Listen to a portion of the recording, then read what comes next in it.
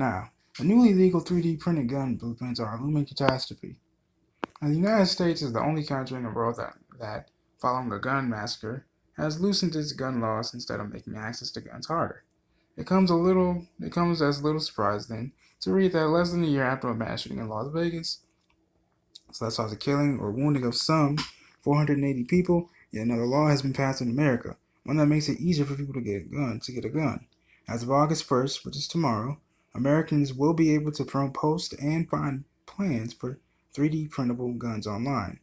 It is a court judgment that concludes a legal battle that found its roots in 2013 when gun advocate Cody Wilson posted plans for his design of the Liberator, a single-shot 3D printed handgun. Now, I don't most definitely remember this making headway. I remember watching the video on how he constructed the Liberator online on Facebook, and it was a pretty good-ass idea, a pretty good-ass design at that, in my opinion. So I guess now I read the article earlier. It seems like he went head to head with the federal government. He actually complied with the federal government and said, you know what, cool. I'm going to stop this production of my printed 3D printed gun and things of that nature. Then he actually went back and sued the federal government for it. And let's check this out here.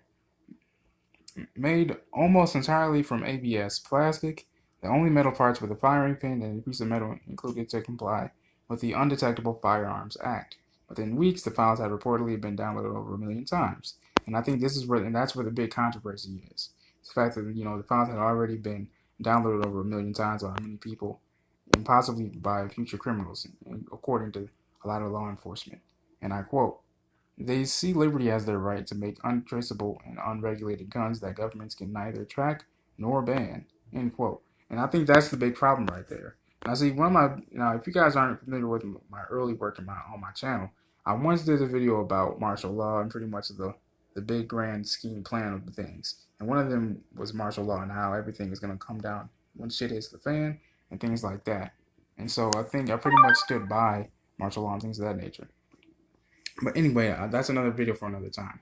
But back to the article at hand. Shortly afterward, the U.S. Senate Department told Wilson to remove his plans. As I previously reported, they argued that they violated the International Traffic in Arms Regulations (ITAR) directives controlling the export of defense technologies so as to safeguard U.S. national security.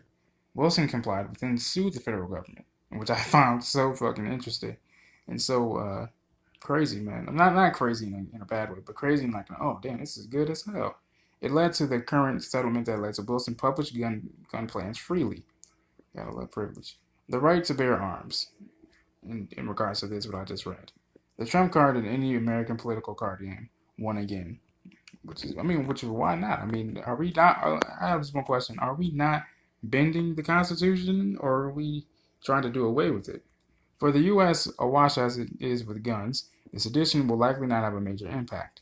There, a criminal intent on violence can be as easily buy a handgun as print one. But it raises concerns that, quote-unquote, ghost guns, plastic firearms that don't have serial numbers, may proliferate. This is what Wilson and his disciples want. They see liberty as their way to make untraceable and unregulated guns that governments can neither track nor ban.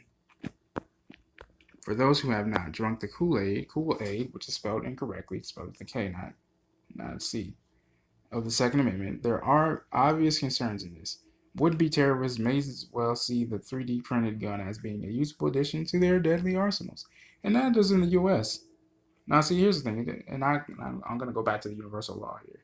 The first one at that, the law of attraction.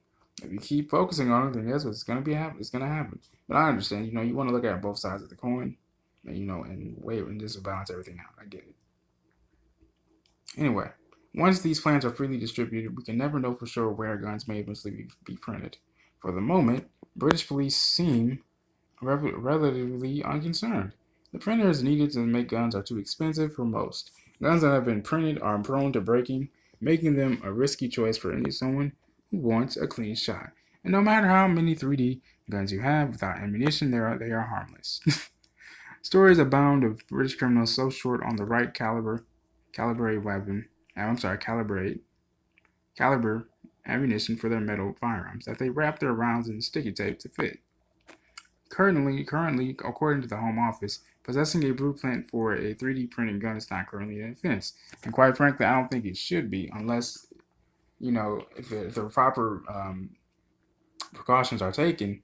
If they don't fit, if the guy doesn't, if the person trying to obtain or print the blueprint of the gun, said gun, doesn't fit the proper requirements, then it should not be offense. I mean, it is a plastic gun after all, and it does actually, at first hand, it does go under the whole Second Amendment thing, if I'm not mistaken, in some way.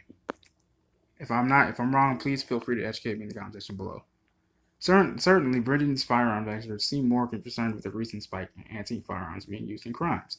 And I actually thought about actually buying a few antique firearms myself, if you ask me, than the prospect of 3D printed guns. Besides, that they say that anyone with a basic knowledge of engineering could construct a metal gun, if that was their desire. True. And I quote, "What I consider that 3D printed guns constitute a very real threat," says Martin Parker, the lead forensic scientist for NABIS, the National Ballistics Intelligence Service. No, I would not. But he says, and I quote again, "If you ask me the same question in 5 years' time, I may be giving you a different answer." End quote. This is the deeper concern. Just as it was predictable that someone would, sooner or later, be run over by a driverless car. So it is to predict so too is it predictable that someone will print off a 3D gun and use it for murder. The technology for plastic and metal printing will improve cost, will come down, and 3D printing may become commonplace. If this happens, men like Naimir Rahman, recently found guilty of planning to assassinate Theresa May, or Thomas Wiley, and Alex Boland, who vowed to carry out one of the worst atrocities in British history, as they plan to slaughter their classmates, might see 3D guns as the way to realize their dark fantasies. Such a threat is an inevitable result of technology advances, the flip side of progress, and the Home Office would be wise to keep a watchful eye to ensure that such nightmares are not printed into realities.